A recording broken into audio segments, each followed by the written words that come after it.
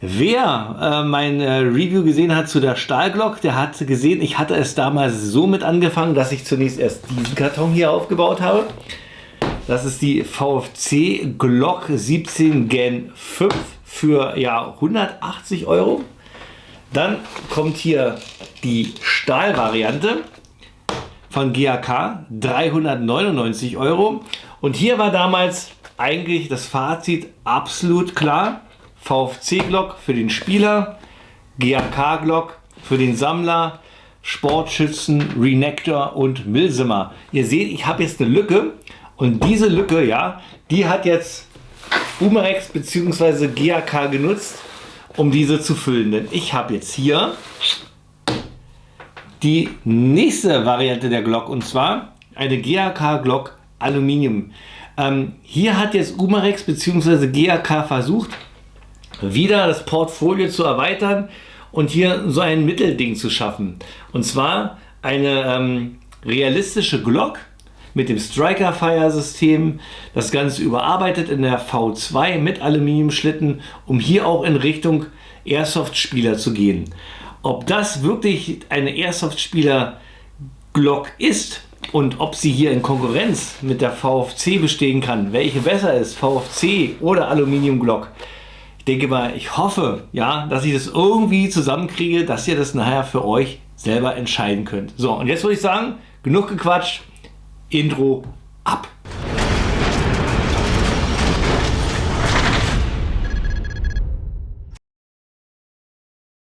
Intro ist durch, da bin ich wieder. Ja, ihr seht alles schon auf dem Tisch platziert, sodass wir gleich starten können. Aber ich möchte die Chance am Anfang nutzen, mich erstmal zu bedanken.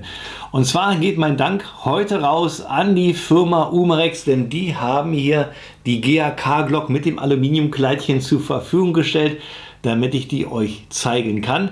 Die Stahlvariante wurde mir ja damals auch zur Verfügung gestellt, aber die musste ich unbedingt behalten. Das ging einfach nicht. Anders als Sammler musste ich sie behalten.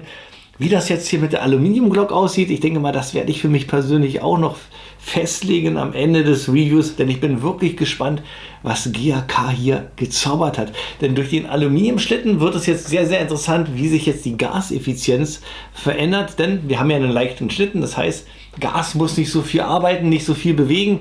Da bin ich auch sehr, sehr gespannt. Und wir haben hier ja ein bisschen was verändert. Wir haben ja die V2-Variante der GAK-Glock. Hier wurde die Abzugseinheit verändert. Und zwar in dem Punkt, dass das noch mehr realistischer ist. Wir haben also immer noch einen Druckpunkt von 2,5 bis 2,7 Kilo. Werden wir natürlich auch noch nachmessen. Aber halt ja noch vom Feeling her noch mehr an die Original-Glock ran. Und da bin ich auch gespannt, was mich da erwartet. Was erwartet euch, wenn ihr so eine GAK-Glock im Aluminiumkleid kauft? Erstmal die Kasse, ja. Und da liegen wir bei 299 Euro. Das müsst ihr auf den Tisch legen, um diese Glock zu bekommen. Im Vergleich zur GAK-Glock mit dem Stahlkleidchen sind das 100 Euro billiger. Die kostet dann nämlich 399 Euro. Wenn ihr da auch mal sucht, ich habe auch schon mal gesehen, für 335 wird diese Variante auch schon angeboten. Und da ist die Entscheidung schon wieder so ein bisschen schwieriger. Stahl, Aluminium, Stahl, Aluminium. Wie gesagt, das ist wirklich sehr, sehr kompliziert. Da müsst ihr wirklich für euch nachher zum Schluss herausfinden, was für euch die richtige Glock ist. Ja, zum Vergleich, VFC-Glock 180 Euro. Also das ist immer noch ein Schnäppchen und auch immer noch für mich persönlich als Airsoft-Spieler der Standard, wenn man als Airsoft-Spieler eine Glock verwenden möchte. Da kommt eigentlich kein Weg dran vorbei. Und ich bin gespannt, GAK geht jetzt in Richtung Spieler, ob das vielleicht auch eine Alternative ist, wo man sagt, da lege ich noch einen 100er mehr drauf. Da bin ich gespannt, was nachher eure Meinung dazu sind. So, und damit dieses Review noch komplizierter ist, hat mir Umarex auch noch ein CO2-Magazin mitgeschickt, ja. Da werde ich also einen Gaseffizienztest machen, natürlich mit der Aluminium-Variante und auch nochmal mit der Stahl-Variante, um zu schauen, wie viel Schüsse man hier mit einer CO2 raushauen könnt und was wir natürlich dann hier für eine FPS haben. Also es wird richtig spannend. Noch ein Thema zu dem CO2-Magazin, haue ich auch gleich am Anfang weg. Ich habe nirgendwo gelesen auf der Umarex-Seite oder beim PW-Store, dass das CO2-Magazin hier nicht für die Stahlglock gedacht ist, weil es gab ja damals mal dieses Samoon-Kit, gibt es ja immer noch, wo man noch einige Teile austauschen musste. Und hier wird jetzt einfach mal das CO2-Magazin auf den Markt gehauen.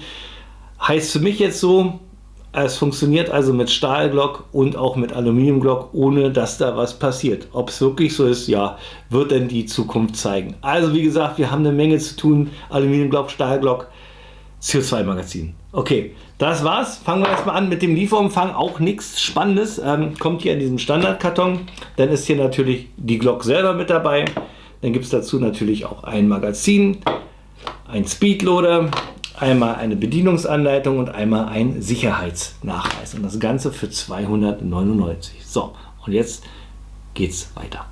Ich gehe mal ein bisschen näher ran, dann könnt ihr euch die GAK-Glock mal etwas genauer anschauen.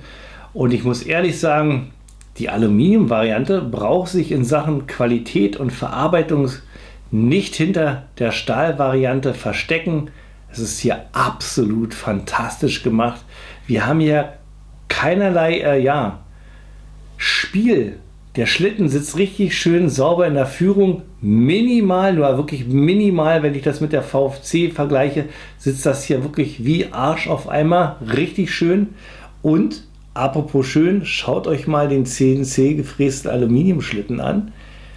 Da haben wir nicht Farbe drauf gepinselt, sondern diese Glock hat die gleiche Behandlung bekommen wie die Real Steel Glock, denn dieser CNC gefräste Aluminiumschlitten ist mit Black Nitrit veredelt worden. Ja, das ist ein chemischer Prozess und dadurch wird das Ganze gehärtet, ist absolut kratzfest und robust. Und das Schöne ist, es ist halt wie beim Original und da sieht man, wie viel Liebe ins Detail GAK hier in diese Glock gesteckt hat. Richtig absolut fantastisch. Ich zeige euch mal meine Stahlglock rein, mit der habe ich ja schon ein paar Spiele hinter mir. Ja, die natürlich auch geholstert und man sieht keinerlei Abrieb am Schlitten. Richtig schön. Und zum Vergleich zeige ich euch auch nochmal die VFC-Glock. Da haben wir ja keine chemische Behandlung, sondern einfach nur eine Beschichtung oben drauf gekriegt. Und hier sieht man, hat sich die Beschichtung schon abgetragen. Wir sehen das blanke Aluminium. Das Ganze kommt hier natürlich auch vom Holz dann. Und von daher ist das Ganze hier natürlich bei GAK mehrwertiger.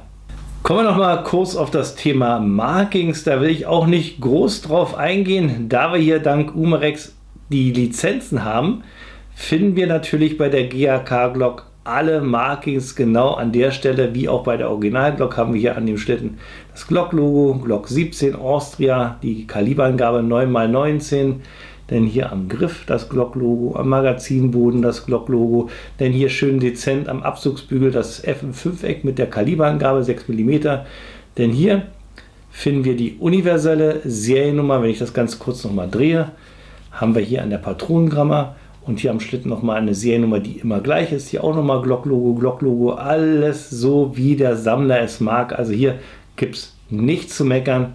Da haben wir natürlich genau das Richtige in der Hand.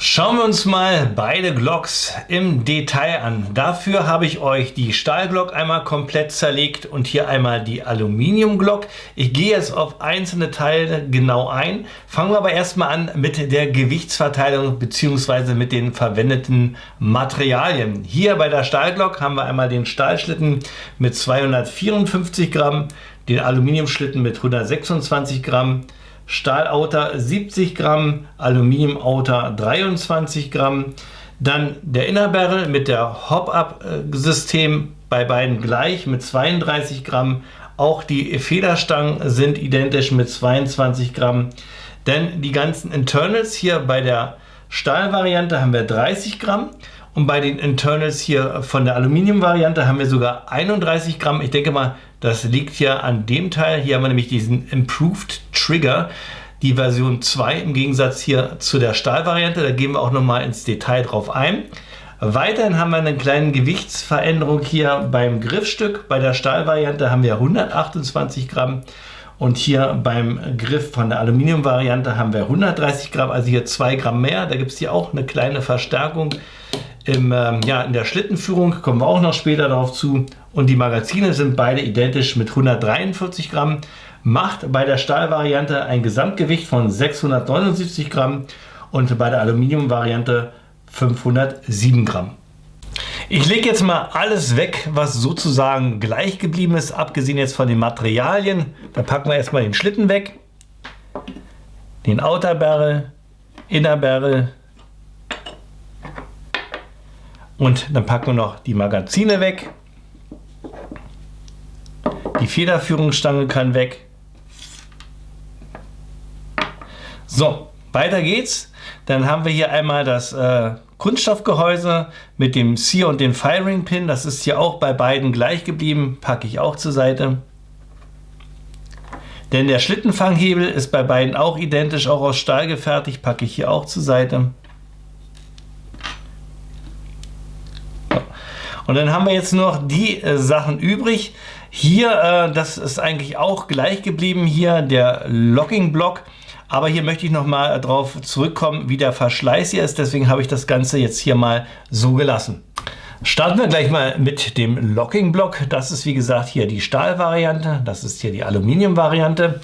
Der Locking Block besteht aus Zink-Druckguss und hat die Aufgabe, den Lauf mit dem Griffstück zu arretieren. Wie beim Original. Ich nehme mal hier den Lauf. Ist hier auch eine gewisse Bewegung mit enthalten, dass wenn der Schlitten nach hinten geht, wird hier der Lauf hier auch immer hin und her bewegt, wie beim Original auch. Durch diese Bewegung jedoch haben wir einen gewissen Verschleiß, gerade in Kombination, dass das hier ein Stahlouter ist und das Ganze hier Zink-Druckguss.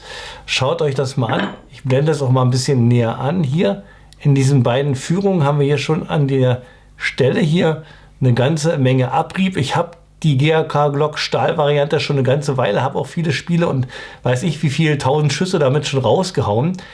Man kann sehen, der Verschleiß ist da, aber nicht so drastisch, wie man vielleicht vermuten kann. Es gibt hier diesen Locking Block auch aus Stahl nachzukaufen. Ich würde sagen, wenn der irgendwann mal kaputt gehen sollte, ich denke mal, das dauert noch eine ganze Weile, könnt ihr das auch ohne Probleme tauschen. So, schauen wir uns den Locking Block jetzt mal von der Aluminium-Variante an. Ist absolut identisch, aber hier hält sich der Verschleiß in Grenzen. Wie ihr sehen könnt, sieht man hier kaum was. Ich habe jetzt nur nicht mehrere tausend Schüsse hier schon durch. Ich denke mal, ich habe jetzt vielleicht erst 500 durch, aber man sieht hier kaum Verschleiß. Das liegt natürlich daran, dass hier der Outer Barrel aus Aluminium ist. Das ist wesentlich leichter. Wir haben hier nur 23 Gramm, die hier am Zink-Druckguss hin und her arbeiten. Hier hält sich das wirklich in Grenzen, von daher bin ich mir sicher, dass hier bei der Aluminium-Variante das noch viel, viel länger hält als bei der Stahl-Variante. Schauen wir uns das Griffstück an. Hier haben wir ja ein Gewicht von 128 Gramm und hier bei der Aluminium-Variante von 130 Gramm. Es gibt hier nur 2 Gramm Unterschied. Ich habe mal geschaut, es gibt auch nur minimal einen kleinen Unterschied, wenn man sich hier mal die Schlittenführung anschaut. Die ist hier im vorderen Bereich von der Aluminium-Variante ein bisschen breiter. Die Führungen sind hier aus Stahl gefertigt. Bei beiden auch nach dem Molding-System. Hier ist das Stahl in das Griffstück mit eingegossen worden. Ich denke mal, das kann jetzt eine Fertigungstoleranz sein, dass es hier ein bisschen dicker aussieht. Dass das hier die 2 Gramm ausmacht. Nicht so dramatisch, aber ich denke mal, da liegt der Unterschied. Schauen wir uns mal das Abzugssystem im Vergleich an. Da haben wir hier einmal die Stahlglock und hier einmal die Aluminiumglock. Wenn ihr genauer hinschaut, merkt ihr, hat sich ein Bauteil verändert, und zwar hier dieses hier. Das besteht hier aus Stahl bei beiden. Und wenn ihr das mal vergleicht, seht ihr, dass sich das hier so ein bisschen verjüngt hat und dass wir hier im Inneren hier noch eine Feder verbaut haben. Für was ist dieses Bauteil da? Dieses Bauteil sorgt dafür, dass wir hier das authentische Abzugsgewicht haben von ca. 2,5 bis 2,7 Kilo und dass wir hier einen Druckpunkt haben, den wir überwinden müssen. Bei dem ersten System war das so gewesen folgendermaßen, und zwar ist hier im Inneren noch eine Feder, die drückt hier dieses Stahlteil in diese Richtung und sorgt dafür, dass es hier an diesem Stahlstift anliegt, der hier am Griffstück fest montiert ist. So ungefähr. Normalerweise müsst ihr euch vorstellen, das liegt es noch ein bisschen enger an. Ich habe es ein bisschen weiter rausgeholt, damit ihr das besser sehen könnt. Also die Feder drückt dieses Bauteil hier gegen diese Stange. Wenn ich jetzt den Abzug betätige, drückt jetzt diese Kante gegen diesen Stift. Und ich brauche ca. 2,5 bis 2,7 Kilo, bis ich genug Power habe, damit hier dieses Bauteil hier unterhalb dieser Stange wegflutscht und dadurch den Schuss auslöst. Dadurch haben wir jetzt hier zwar ein authentisches Abzugsgewicht, Nachteil war aber, ja, man hatte nicht so dieses Gefühl, wann wird der Druckpunkt überwunden. Das war hammerfest und auf einmal, bam, ging der Schuss los. Und das war im Vergleich zur Real Steel ein bisschen anders. Es war zwar authentisch, aber man merkte schon, wenn man auch die richtige Glock hat, dass es noch, ja, ein bisschen anders war. Zum anderen hat sich durch dieses System hier diese Kante immer so ein bisschen abgenutzt. Es war alles beides Stahl, aber wo ihr die frisch ausgepackt habt, war das hier richtig scharfkantig und jetzt wird es leicht abgerundet. Dadurch wird das Abzugsgewicht bzw. dieses Überwinden dieser Stange ein bisschen leichter, ist aber immer noch authentisch, wenn man das vergleicht mit den anderen Systemen von VFC, Tokyo Marui und WE. Das hier ist wesentlich schon mal eine andere Ansage und authentischer. Was hat jetzt GAK verändert? Rein optisch habt ihr gesehen, haben wir jetzt hier diese Feder verbaut. Wir haben auch hier innen auch noch die Feder, die dieses Bauteil wieder gegen diese Stange drückt. Wir haben auch hier wieder diese Kante, wo das Ganze aufliegt. Wir haben auch wieder das authentische Abzugsgewicht von 2,5 bis 2,7 Kilo. Jedoch ist jetzt der Druckpunkt authentischer, beziehungsweise das Überwinden dieses Druckpunkts authentischer. Denn wenn ich jetzt hier die 2,5 Kilo anlege, sorgt jetzt hier diese Feder dafür, dass dieses Bauteil auch ein bisschen gefedert nachgibt. Also man merkt jetzt so richtig, dass man langsam den Druckpunkt überwindet und den Schuss auslösen kann. Ich drücke hier gegen, das Bauteil drückt gegen die Stange und durch die Feder gibt jetzt das Ganze hier nach und zack, löst sich jetzt der Schuss aus. Wir haben dadurch jetzt weniger Verschleiß jetzt hier in dieser Kante und wie gesagt haben wir jetzt einen, ja, weicheren Abzug. Der ist nicht mehr so hammerhart, sondern man fühlt jetzt so richtig, wann der Schuss bricht. Also eine richtig schöne Sache, die GAK sich hier hat einfallen lassen. Das Tolle, ab Modelljahr 23 ist das hier Standard, ob ihr denn die Aluminium-Variante oder die Stahl-Variante holt. Da ist immer die V2-Trigger-Einheit verbaut. Sollte das nicht so sein, dann habt ihr noch ein altes Modell erwischt vom Vorjahr. Das Tolle ist, ihr könnt aber das System auch nachrüsten, kostet nicht die Welt und dann könnt ihr eure alte Stahlvariante auch mit dem V2-Trigger ausrüsten. Beide Glocks sind wieder zusammengesetzt. Ja, ihr habt gesehen, mit der V2 hat GAK den Abzug nochmal komplett überarbeitet, sodass der noch ein Stückchen realistischer ist. Abzugsgewicht soll ja immer noch bei 2,5 bis 2,7 Kilo sein. Das messen wir dann auch nachher noch nach. Kommen wir aber erst noch mal zu den technischen Daten, die blende ich euch ein. Wir haben hier die GAK Glock 17 Generation 3 mit einer Gesamtlänge von 204 mm, Lauflänge 97,5 mit einem Gewicht von 507 Gramm, Kaliber 6 mm, Magazinkapazität 20 Schuss, System Gas Blowback, haben wir hier eine angegebene Energie von 1 Joule. Das Ganze werde ich jetzt im Chrono für euch nachmessen, mache jetzt auch den Gaseffizienztest. Das heißt, wie viel Schuss kann ich mit einer Gasfüllung hier raushauen, bevor ja nichts mehr geht. Bei der Stahlglock war ja dabei ca. 40 Schuss Schluss. Von daher bin ich gespannt, was jetzt hier die Aluminium-Variante schafft. Dann mache ich das Ganze auch nochmal mit dem CO2-Magazin. Und dann nehme ich dieses CO2-Magazin und nutze das auch nochmal in der Stahlglock und gucke, was hat sich da geändert. Ich blende euch auch nochmal den Effizienztest von der Stahlglock hier mit ein. Was ich mir aber spare, dass ich euch den Effizienztest hier auch nochmal von der VFC-Glock hier auch noch mit einblende, denn das würde den Rahmen sprengen. Ich sage es euch einfach so, wir haben hier einen Referenzwert. 130 Schuss mit einer Gasfüllung, das ist immer noch Position 1. Ich bin gespannt, wie sich hier die Aluminium-Variante schlagen wird. Ja, danach machen wir noch einen kurzen Schusstest und dann sehen wir uns gleich hier wieder.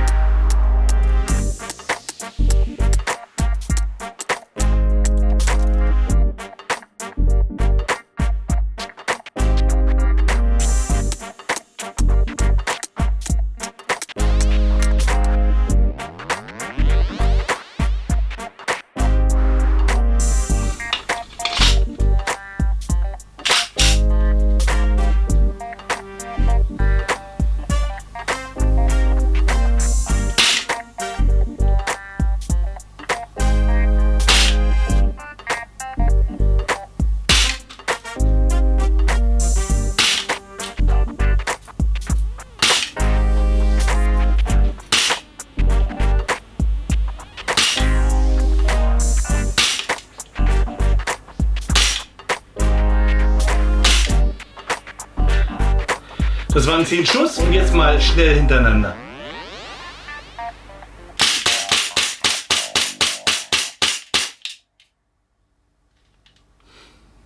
Das war der Chrono Gaseffizienz und Schusstest gewesen.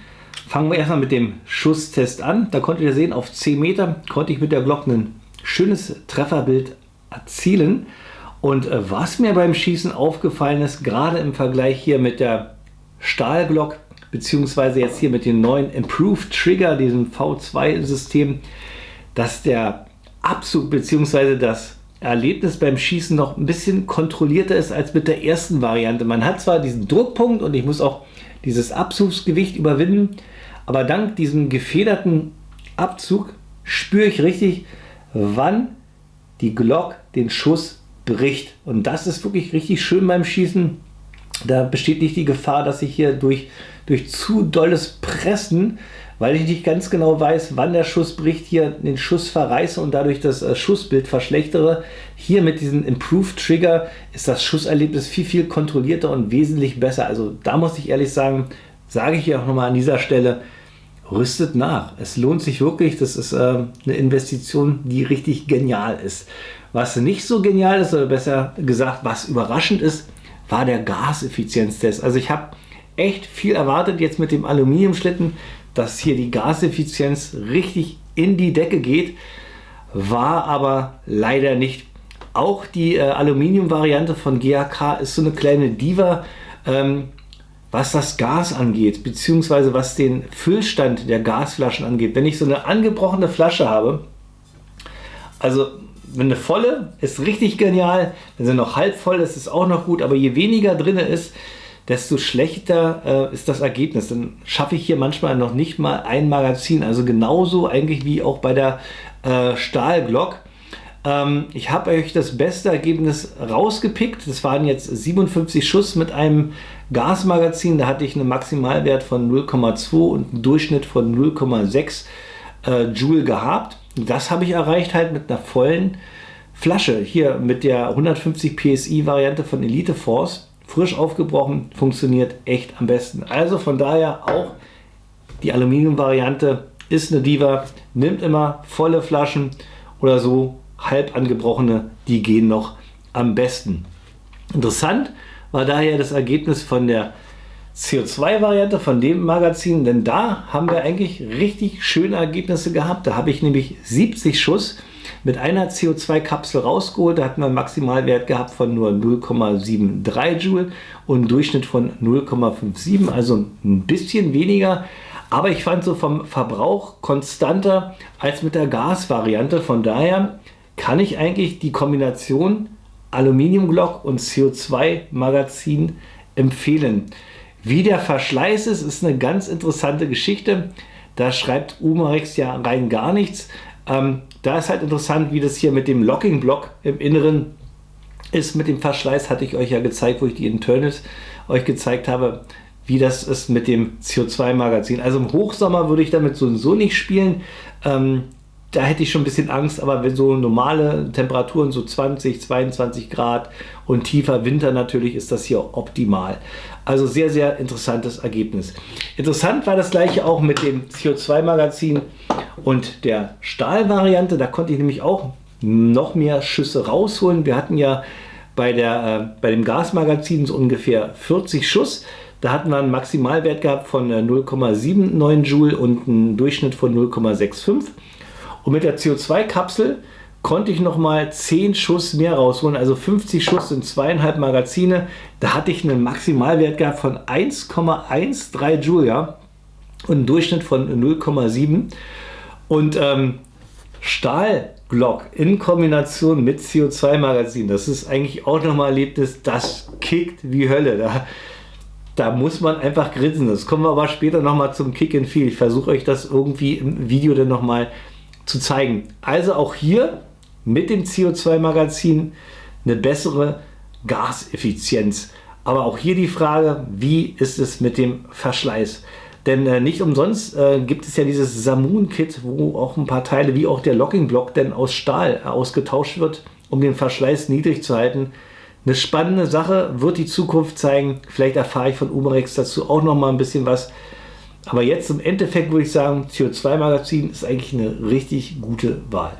Gucken wir uns das CO2-Magazin mal etwas genauer an. Das kostet 70 Euro, also genauso viel wie hier das Gas-Aluminium-Magazin. Unterschied ist beim CO2-Magazin, wir haben hier kein Aluminium. Das Ding wiegt 248 Gramm im Vergleich zu 143 Gramm, also ordentlich was in der Hand. Und das in Kombination mit der Stahlglock, da hat man so ein bisschen so ein Feeling wie eine vollgeladene Real Steel Glock. Da liegen wir so bei 779 Gramm. Die Real Steel wiegt ja 705 Gramm ohne Patronen. Mit Ladung so ungefähr 890 Gramm. Also nicht ganz so wie eine vollgeladene, aber das Feeling ist schon brachial. Und das gleiche habt ihr natürlich auch, wenn ihr das hier in die Aluminiumglock reinmacht. Das erhöht das Gewicht ungemein.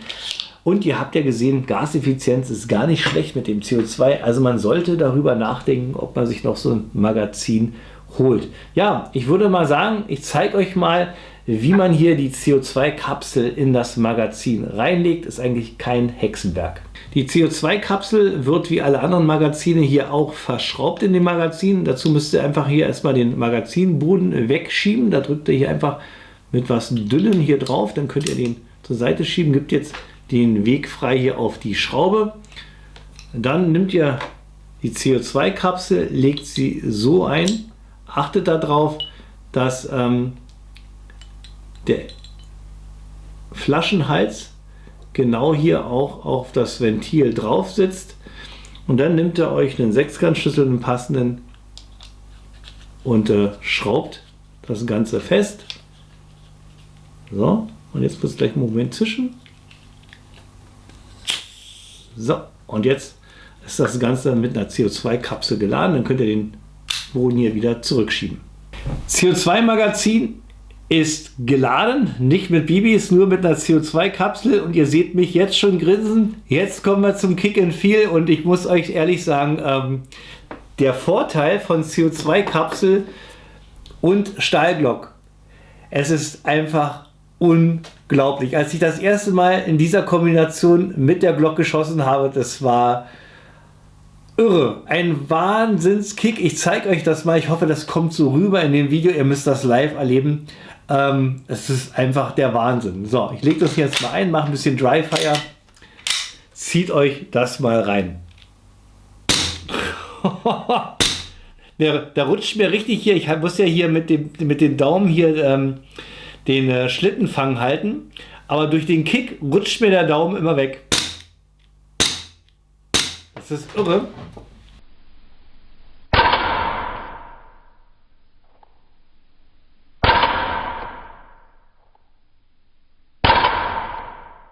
Seht ihr hier, wie mein ganzer Arm durchgeschüttelt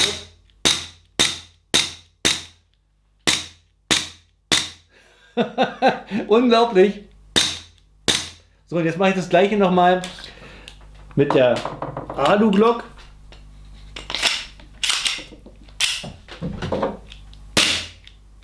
Merkt ihr, der Sound hört sich ganz anders an, ein bisschen höher.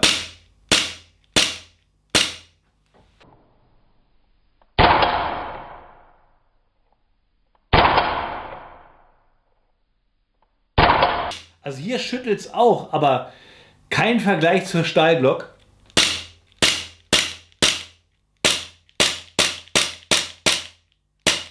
Wahnsinn. So, und jetzt machen wir das gleiche nochmal mit Gas. Merkt ihr? Ein bisschen ruhiger. Aber hier wird auch ordentlich durchgeschüttelt. So, und jetzt machen wir nochmal Gas mit Stahl.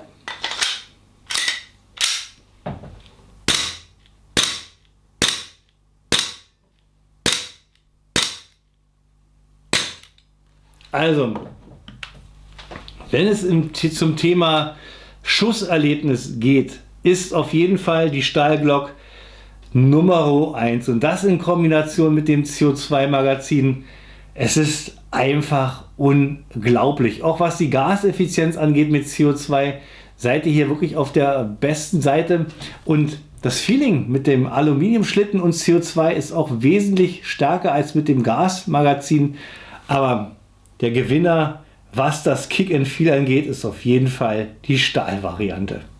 Kommen wir zum Thema Striker Fire System bzw. Abzugsgewicht. Ich habe euch mal wieder meine Abzugswaage mitgebracht. Das hatte ich ja damals bei der Stahlvariante auch für euch mal durchgemessen. Und zwar haben wir zwei Statis gemessen. Einmal ohne Magazin und einmal mit Magazin. Das hat den Grund, dass wir hier durch dieses, ich sag mal, Striker Fire System bei GAK 2, ja wieder in Anführungszeichen, Druckpunkte überwinden müssen mit dem Finger. Primärer Druckpunkt ist natürlich hier am Abzug. Da haben wir einen realistischen Abzugsgewicht von 2,5 Kilo, also genauso auch wie bei der Original Glock. Wenn ich den überwunden habe, hänge ich sozusagen mit dem Abzugsfinger am Gasauslassventil vom Magazin. Das ist hier dieser kleine Knopf. Und je nachdem, wie voll dieses Magazin ist, ist hier die Kraft, die ich mit dem Finger hier benötige am Abzug, entweder groß oder klein. Wenn das Magazin voll ist, muss ich natürlich richtig doll pressen. Wenn hier kaum noch was dran ist, geht das ziemlich leicht. Und diese Kraft müsst ihr hier noch mit hinzurechnen. Und so habe ich mit der Abzugswaage das Ganze auch nochmal mit einem vollen Magazin und mit einem halbleeren Magazin gemacht. Und da lagen wir so maximal bei 2,9 Kilo und im Durchschnitt so 2,7 Kilo. Also immer noch so ungefähr wie bei der Real Steel. So, und das messen wir jetzt mal mit der Aluminium Glock nach. Mit diesem neuen V2 Trigger bin ich gespannt, ob sich da etwas ändert. Starten wir die erste Messung ohne Magazin. Abzugswaage ist bereit. Ich mache 3 Durchgänge und dann messen wir den Durchschnitt. Lege jetzt hier das Ganze an den Abzug. Starte die Messung jetzt.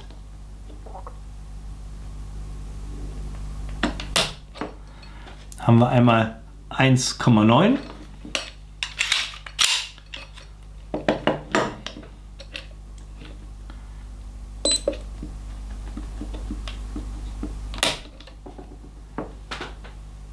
(2,2)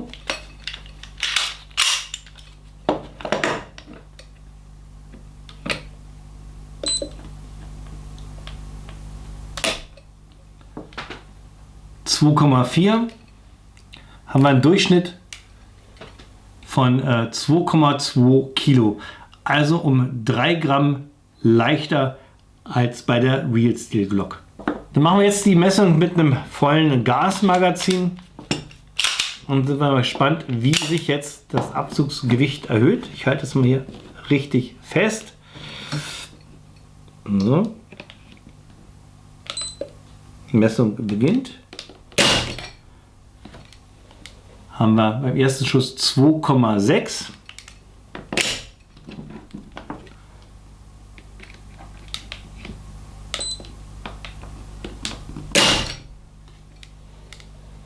(2,1)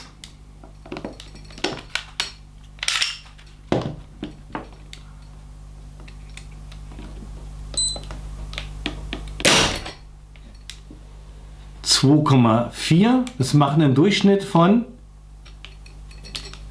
2,4 Kilo. Das ist wirklich sehr, sehr interessant. Die Real Steel hat ein Abzugsgewicht von 2,5 Kilo. Also mit dem V2 Trigger sind wir hier wirklich noch ein Stückchen näher an der Real Steel dran. Zum Schluss messen wir jetzt noch mal die Glock, wenn das Gasmagazin so kurz vorm Ende ist. Ich nehme mal hier das Magazin raus und nehme ein frisches. Wenn ich hier drauf drücke, seht ihr, ist kein Gas drin. Jetzt mache ich hier nur mal einen kleinen Schubs rein. So. Mehr nicht. Und dann gucken wir mal, was wir jetzt für ein Gewicht haben. Ich resette das hier nochmal. Okay. Mal ansetzen. So.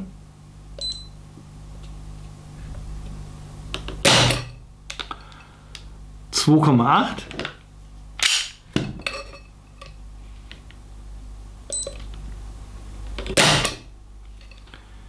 (2,4)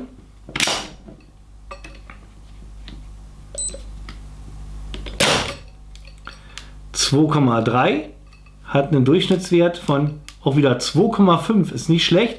Jetzt gucken wir mal, wie viel hier noch drin ist.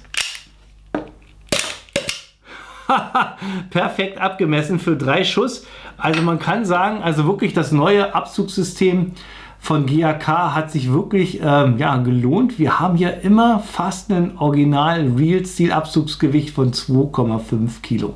Und da sind wir auch fast durch mit meinem Review. Was noch bleibt, sind natürlich noch meine Pro und Kontras. Heute GHK Glock 17 Gen 3 im Aluminiumkleidchen in der V2 Variante. Und das ist auch mal mein erster Pro-Punkt. GHK hat den Abzug nochmal überarbeitet. Ich glaube, das war damals bei meinem Review zu der Stahlvariante ein Neutralpunkt gewesen, dass der Abzugsgewicht war zwar okay, aber das Überwinden des Abzuges war so unkontrolliert. Ich glaube, ich hatte schon gesagt, das würde ich gegen so eine Mauer drücken, die irgendwann mal nachgibt. Und mit dem neuen überarbeiteten Striker-Fire-System von GHK haben wir jetzt einen Druckpunkt, den man gefühlt langsam überwindet. Man merkt also wirklich, wann der Schuss bricht, und das ist wirklich noch einen Schritt näher an das Original. Und das in der Kombination mit dem Abzugsgewicht, was GHK dadurch auch nochmal überarbeitet hat, ist diese Version absolut optimal für den Sportschützen als Trockentrainingsgerät. Wir haben immer ungefähr 2,5 Kilo, egal ob das Magazin voll ist oder halb leer ist. Es wird immer so um die 2,5 Kilo benötigt, um den Schuss auszulösen. Absolut fantastisch, dass GHK hier nochmal Gehirnschmalz benutzt hat. Von daher verdient an Position 1. Ansonsten von den Pro-Punkten eigentlich nichts Neues im Vergleich zur Stahlvariante. Wir haben hier wieder eine fantastische Verarbeitungsqualität. Dazu kommt natürlich, dass auch diese Aluminium-Variante wieder eine Black-Nitrit-Behandlung bekommen hat. Kratzfest das Ganze, höchste Qualität. Wir haben dank Umarex hier natürlich alle Glock-Markings an Bord. Das ist ja für den Sammler auch super wichtig. Was kann man noch als Pluspunkt jetzt hinzupacken? Achso, ja, die Präzision würde ich auf jeden Fall auch noch mal als Pluspunkt packen. Gerade in der Kombination mit dem überarbeiteten Abzug lässt sich hier diese Glock noch wesentlich besser handeln, und wir können noch gefühlvoller schießen als mit der alten Variante. Von daher ist diese Präzision richtig genial jetzt zu realisieren.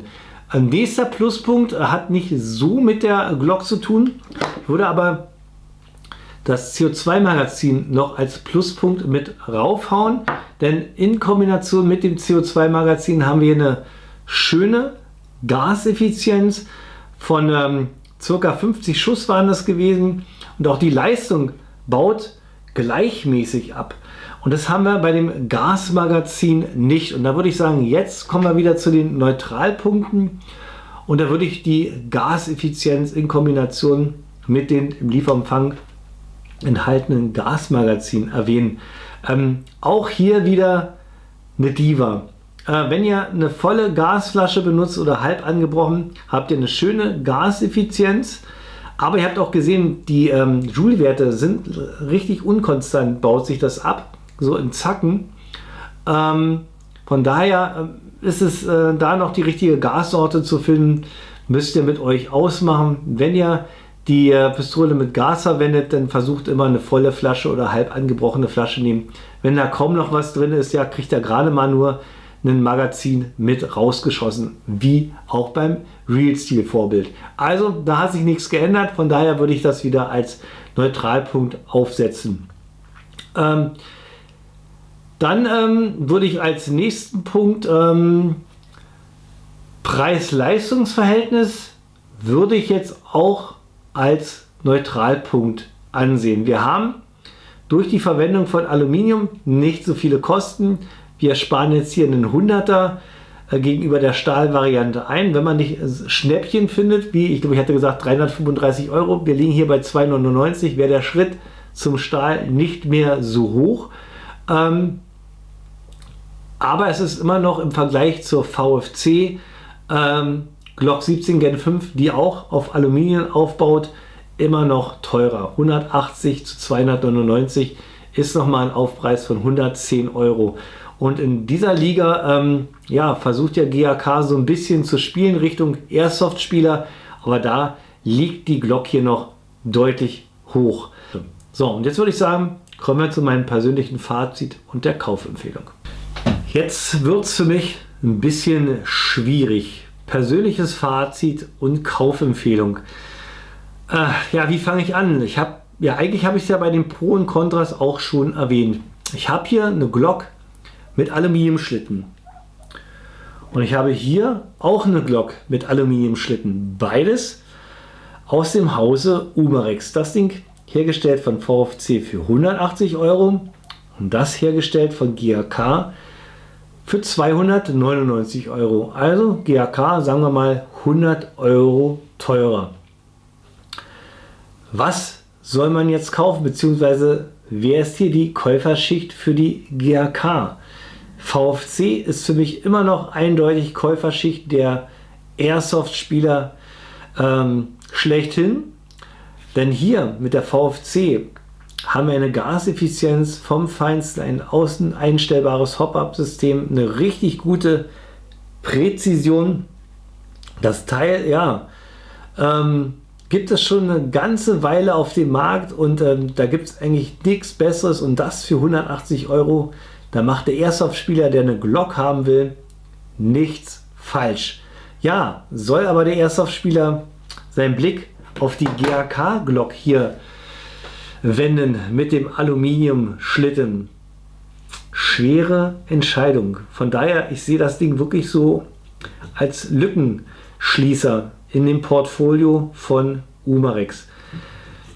Wenn ihr eine Glock haben wollt, die noch näher ans Original geht, also mit einem schönen authentischen Abzugsgewicht, mit einem schönen authentischen Trigger, einer schönen Black Nitrit Beschichtung, die kratzresistent ist, dann seid ihr bei der GAK Glock auf der richtigen Seite, müsst aber ja 100 Euro mehr ausgeben. In der Auslieferung, so wie es jetzt ist diese Glock sogar 150 Gramm leichter als die VFC. Ich empfehle euch aber, wenn ihr damit spielen geht und es nicht zu heiß ist, also nicht so um die 30, 40 Grad oder so, dann spielt diese Glock mit dem CO2-Magazin.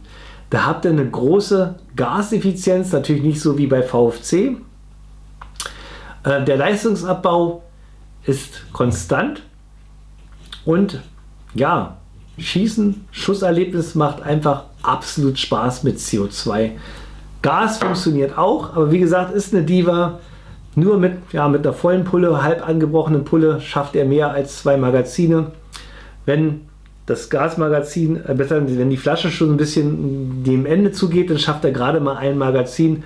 Ist zwar realistisch und denke ich mal fürs Airsoft-Spiel auch nicht so kriegsentscheidend, denn wer füllt schon sein Magazin mit Gas während eines Gefechts nach? Das macht man alles im Respawn. Von daher sehe ich das nicht so dramatisch. Also wer noch ein bisschen mehr Qualität haben will, in Bezug hier auf diesen Black Nitrit-Schlitten, noch ein bisschen mehr in Richtung Realität geht, für den ist hier diese Glock genau das Richtige. Auch für den Sportschützen ist das hier richtig was Gutes, aber da würde ich schon wieder eher tendieren, kauft euch die Stahlvariante. Ja? Die Stahlvariante mit dem neuen V2-Trigger-System und dem CO2-Magazin habt ihr ein Gewicht in der Hand, was sehr, sehr authentisch ist. Ein Kick, der absolut Freude bereitet und ja, als Trockenübungsgerät für euch absolut perfekt. Ja, für den Sammler ist jetzt die Entscheidung Aluminium oder Stahl. Ja, der Hardcore-Sammler wird auch auf jeden Fall zum Stahl greifen. Wer sparen will, liegt mit der Aluminium-Variante auch nicht falsch. Und zum Schluss, Besitzer von der alten Stahlvariante, hatte ich glaube ich auch schon 2-3 Mal gesagt, besorgt euch auf jeden Fall diesen neuen V2-Trigger, diesen Improved Trigger. Das ist wirklich ein ganz neues Schusserlebnis. Und ich bin gespannt mit dem CO2-Magazin, wie hier der Verschleiß ist. Vielleicht müssen wir den Locking-Block hier irgendwann mal ersetzen aus Stahl. Den gibt es ja auch nachzukaufen. Aber ich würde das erstmal in dieser Kombination lassen und schauen, was passiert. So, das war es gewesen mit meinem Review von der Aluminium Glock hier im Vergleich zu der Stahl Glock, im Vergleich so ein bisschen zu der VFC Glock. Eine ganze Menge Glock hier in meiner Hand. Ich empfehle euch definitiv, schaut euch auf jeden Fall nochmal mein Review an von der VFC Glock, verlinke ich euch nochmal, und auch nochmal von der Stahl Glock. Denn ich habe hier auch einiges ausgelassen, wie zum Beispiel das Einstellen von den Hop-Up oder wie man hier das Magazin lädt. Das habe ich ja auch nicht gesagt, aber das erzähle ich euch alles ja im Review zu den anderen Modellen. So, das war's gewesen. Bruce BB2K Airsoft Channel. Ich habe es geschafft. Jetzt seid ihr dran. Schreibt mal rege unten in die Kommentare, was ihr von der Aluminium Glock haltet, beziehungsweise von diesem neuen Trigger-System. Also ich persönlich feiere das total ab.